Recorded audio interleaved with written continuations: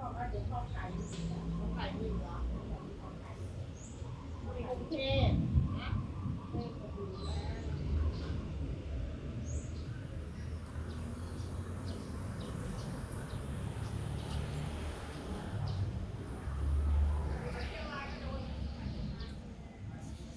พร้อมกันเลย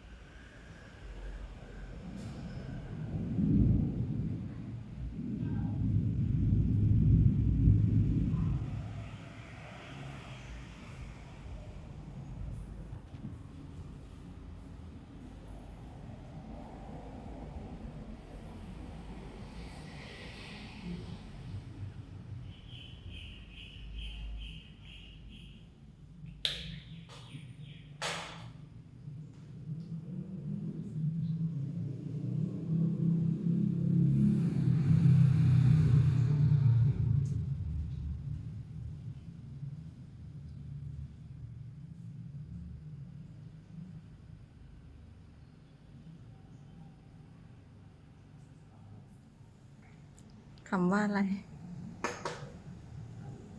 ว่าคือหลักพันแต่ไม่ใช่หลักหนึ่งใช่ไหมครับให้อาม่าแล้วไง